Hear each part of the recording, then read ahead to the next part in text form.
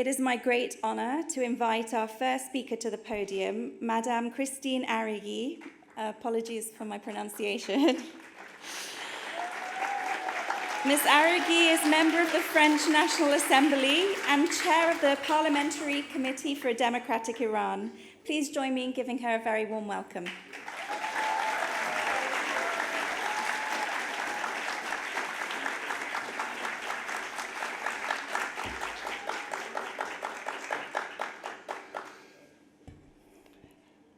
Chères Iraniennes et chers Iraniens et chers amis d'Ashraf, de là-bas si nombreux à nous regarder et à combattre, chers amis de la résistance iranienne, mesdames et messieurs venus du monde entier pour cet événement historique.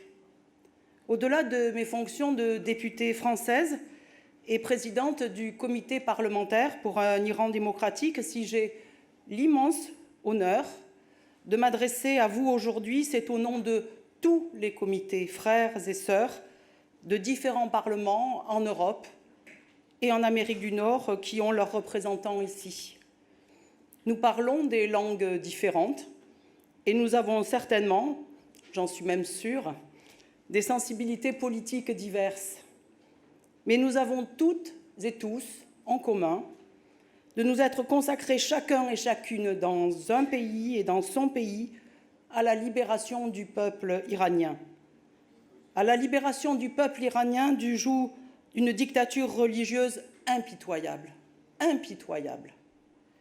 Un peuple qui subit depuis tant d'années les affres d'une répression sanguinaire et de la guerre.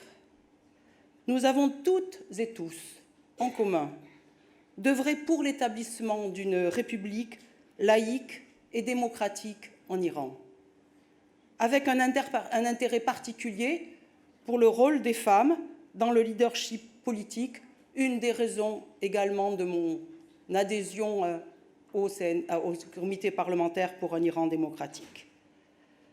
À l'heure où la complexe question iranienne est dans une impasse internationale et ne trouve aucune réelle solution dans le conflit interminable entre le régime des mollahs et les grandes puissances de tous bords, cette immense manifestation ne saurait mieux démontrer que le peuple iranien a son mot à dire. Ce sont ces mots que nous entendons depuis l'Iran à travers les exécutions des valeureux militants des unités de la résistance et des jeunes insurgés arrêtés après l'affreux massacre de janvier dernier qui nous a tous effarés. Ces mots, c'est non à la guerre, c'est non à la complaisance et aux interminables négociations sans cesse reconsidérées, et la dernière le sera également. Mais oui au soulèvement, oui à la libération du peuple iranien appuyé par sa résistance indépendante pour renverser ce régime brutal. C'est ce que Mariam Rajavi n'a cessé de déclarer depuis plus de 20 ans et que nous tous, les comités parlementaires, avons soutenu pour porter votre parole aux décideurs politiques de nos pays. C'est pour ces raisons que nous avons soutenu son plan en 10 points pour un Iran libre. Votre manifestation est avant tout une incarnation de l'espoir que le peuple, uni dans sa diversité, porte dans un front commun de solidarité pour le renversement de toutes les formes de dictature et le rétablissement d'une république démocratique et laïque. C'est ce que nous soutenons avec force dans nos rangs et dans les rangs des différents groupes politiques à l'Assemblée nationale française et dans tous les parlements du monde entier. Alors aujourd'hui, réunis ici, à Paris par dizaines de milliers, vous incarnez cet Iran libre. Alors continuons d'agir pour effacer les ténèbres des mollahs et qu'advienne un futur lumineux pour les enfants de la patrie Iran. Ces mots, je devais les prononcer aujourd'hui place Vauban. Mais comme vous le savez, cette manifestation a été interdite. Alors je vous le dis, j'ai mal à ma France. J'ai mal à ma France patrie des droits de l'homme. J'ai mal à ma France qui porte sur le fronton de toutes ses mairies Ces trois mots, liberté, égalité, fraternité. Ces trois mots pour lesquels depuis des années le peuple iranien se bat et que nous devrions aujourd'hui soutenir plus que jamais. Alors on nous dit que cette manifestation est interdite pour raison de trouble à l'ordre public. J'ai participé il y a 2 ans à une manifestation joyeuse dans les rues de Paris, sans qu'à aucun moment donné, il n'était fait état de possibilité de trouble à l'ordre public. Il y a eu, il n'y a pas longtemps, une manifestation à Berlin qui a démontré que les Iraniens et les Iraniennes combattants qui cherchent à pousser vers le dehors les régimes des mollahs peuvent se réunir sans qu'il y ait de trouble à l'ordre public. Alors, d'où viennent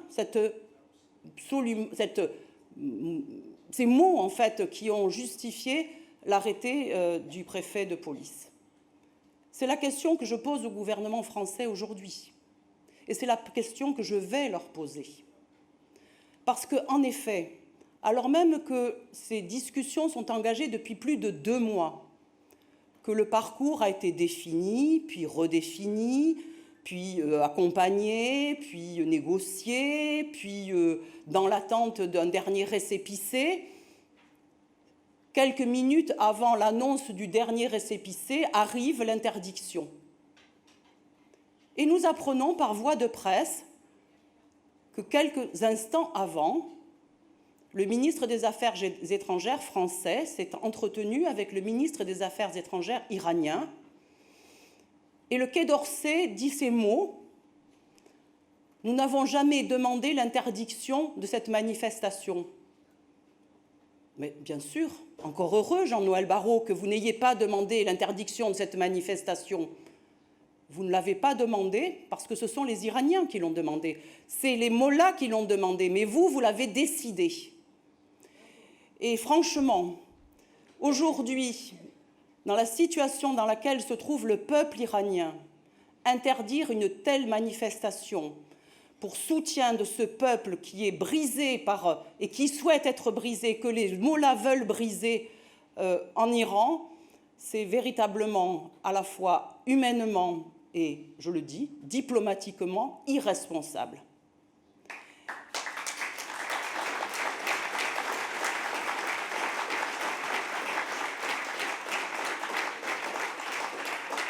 Parce que la France devra renouer des liens diplomatiques avec l'Iran. Et il est évident que ce n'est pas avec le régime des mollahs que la France va devoir renouer les liens diplomatiques, quand bien même la guerre s'arrête. La France devra nouer et porter et aider tous celles et ceux qui réunis il n'y a pas très longtemps à l'Assemblée nationale, bien qu'eux-mêmes, ne parlant pas forcément la même langue, ne défendant pas forcément les mêmes exactement valeurs, mais les mêmes éléments, mais défendant les mêmes valeurs, se sont réunis, malgré leurs différends, se sont réunis pour faire front commun face à ce régime sanguinaire. Alors la France, ma patrie, va devoir regarder autrement et va de toute façon devoir s'incliner face à la résistance en œuvre et tous celles et ceux qui sont là et qui l'incarnent, parce que demain, après-demain, en tout état de cause, c'est vous qui serez au pouvoir.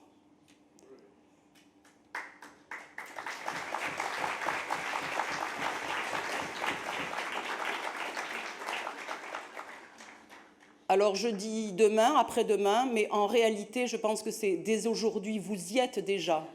Et c'est parce que vous y êtes déjà et que le régime des mollahs le sait, que dans sa fébrilité, face à un gouvernement faible, je le dis et je pèse mes mots, a essayé et essaie d'interdire toutes vos manifestations.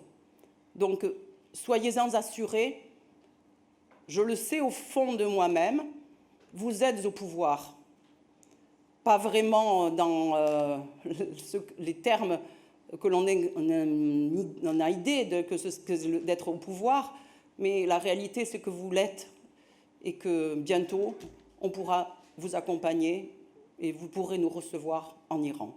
Je vous remercie.